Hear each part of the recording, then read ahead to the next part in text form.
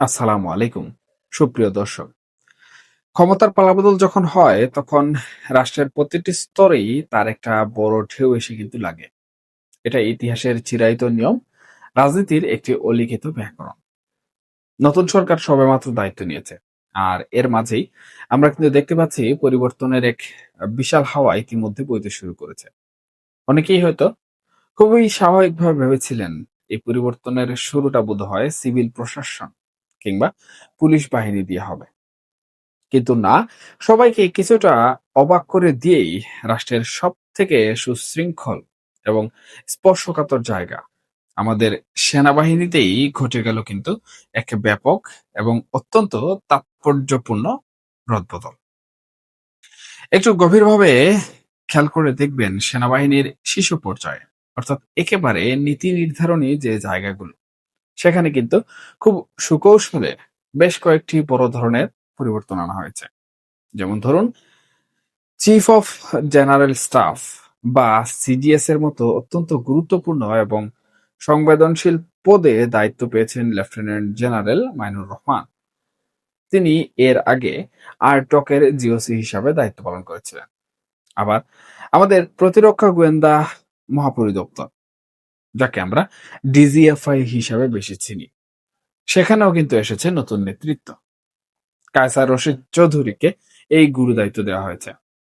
অন্যদিকে সশস্ত্র বাহিনী বিভাগের নতুন প্রিন্সিপাল স্টাফ অফিসার বা পিএসও হিসাবে নিয়োগ পেয়েছেন মেজর জেনারেল মীর মুশফিকুর রহমান।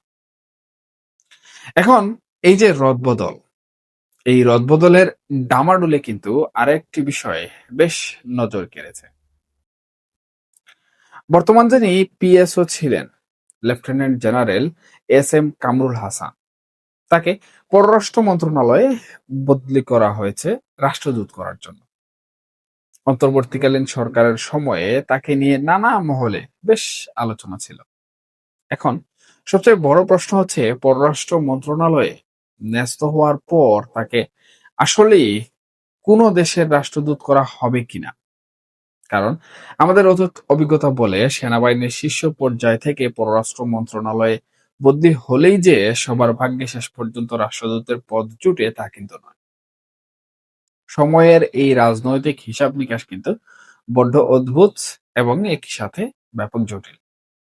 তবে দর্শক, এই যে এতগুলো গুরুত্বপূর্ণ পদে পরিবর্তন, সিজিএস, ডিজিএফআই প্রধান কিংবা পিএসও, এসব দেখে চারিদিকে কিন্তু একটা গুঞ্জন ডালপালা মেলতে ইতিমধ্যে শুরু করেছে।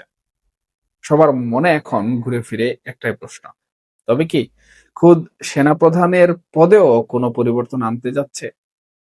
জেনারেল ওয়াকারুজ্জামানকে নিয়ে গত কিছুদিন আমরা কিন্তু নানা ধরনের আলোচনা সমালোচনা করেছি, দেখেছি। কেউ কেউ তার দিকে আঙুলে তুলেছেন। নানা মহলে তাকে নিয়ে কিন্তু জল্পনা কল্পনা কম হয়নি। কিন্তু একটা জিনিস আমাদের খুব ঠান্ডা মাথায় এবং গভীর ভাবে তলিয়ে দেখতে হবে। চরম সংকটের মুহূর্তে একজন মানুষের নেয়া একটি মাত্র সিদ্ধান্ত কিভাবে একটি দেশের পুরো ইতিহাসের গতিপথ বদলে দেয়, তার সবচেয়ে বড় প্রমাণ কিন্তু এই জেনারেল ওয়াকার। এবার যদি আমরা একটু কষ্ট করে পিছনের দিকে তাকাই, তাহলে দেখতে পাই অনেকেই কিন্তু তখন বলার চেষ্টা করছিলেন তিনি তো সাবেক প্রধানমন্ত্রীর আত্মীয়। কিন্তু যখন 5 আগস্টের সেই অগ্নিগর্ভ পরিস্থিতি তৈরি হলো, ছাত্র জনতার উত্তাল স্রোত যখন রাজপথে আছড়ে পড়ল, তখন কি তিনি সেই আত্মীয়তার পরিচয়কে বড় করে দেখেছিলেন? না, দেখেননি। যদি দেখতেন, যদি তিনি সেদিন সাবেক প্রধানমন্ত্রীর নির্দেশ মেনে সাধারণ মানুষের বুকে নির্বিচারে গুলি চালানোর হুকুম দিতেন, তাহলে দেশের পরিস্থিতি আজ কতটা ভয়াবহ হতো একবার ভেবে দেখেছেন কখনো? তিনি কিন্তু সেই রক্তপাতের পথে হাঁটেননি, বরং অত্যন্ত শান্ত মাথায় ধীরস্থির ভাবে পুরো পরিস্থিতি সামাল দিয়েছেন।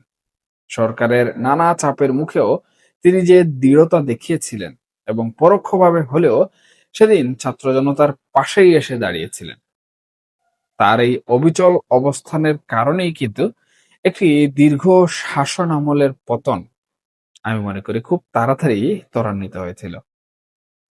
এখন সময়ের চাকা ঘুরে দেশে নতুন সরকার এসেছে। নতুন সরকারের মাননীয় প্রধানমন্ত্রী তারেক রহমান এই পুরো সমীকরণটাকে ঠিক কিভাবে দেখছেন, সেটাই এখন সবচেয়ে বড় কৌতূহলের বিষয়।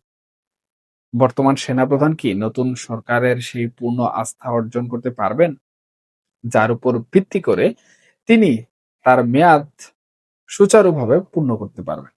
নাকি তার আগেই আমরা সেনাবাহিনীর সর্বোচ্চ পদে নতুন কোনো মুখ দেখতে পাবো? রাজনীতির এই বিশাল দাবা খেলায় আগামী চালটা ঠিক কি হতে যাচ্ছে তা হয়তো সময়ই আমাদেরকে বলে দেবে। দেখুন, রাষ্ট্রীয় ক্ষমতার এই যে পালাবদল, এই যে উত্থান পতন, এগুলো কিন্তু চলতেই থাকবে। কিন্তু রাষ্ট্রের এই গুরুত্বপূর্ণ স্তম্ভটি যেন সবসময় দেশের এবং দেশের মানুষের কল্যাণে অবিচল থাকে। কোনো রাজনৈতিক ঝড়ে যেন এই পেশাদারিত্ব ক্ষুণ্ণ না হয়, সেটাই আমাদের সবার চাওয়া হওয়া উচিত। আপনারা কি ভাবছেন এই পুরো পরিস্থিতিটা নিয়ে? আপনাদের চিন্তার জায়গাটাও কিন্তু এই সময়ে অত্যন্ত গুরুত্বপূর্ণ। কারণ দিন শেষে এই দেশটা আমাদের সবার। তাই আপনাদের কোনো মন্তব্য থাকলে অবশ্যই কমেন্টস বক্সে জানাবেন। সবাই ভালো থাকুন, সুস্থ থাকুন। অবশ্যই নিরাপদে থাকবেন। আল্লাহ হাফেজ।